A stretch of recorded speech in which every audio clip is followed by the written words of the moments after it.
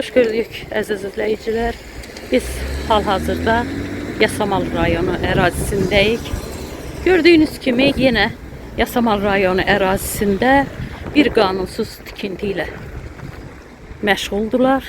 Hal-hazırda traktor demək olar ki, insanların cəhdi ilə buradan uzaqlaşdırıldı. Bizə binada yaşayan şikayətçilər müraciət etdi. Biz də öz növbəmizdə gəldik, gördüyünüz bax bu ərazini çəkdik, işıqlandırdıq və yəqin ki, onlar öz əməllərini yenə təkrar edəcəklər. Yenə burada hansısa obyekt tikiləcək və biz o zaman da sizə çəkib göstərəcəyik. Bizə müraciət edən sakinlər bildirirlər ki, onların binasının qabağında bu obyektin tikilməsini istəmirlər. Hətta onlar iddia edirlər ki, burada hansısa kafe, restoran fəaliyyət göstərərsə, bizim yaşayışımıza maneçilik törədəcək.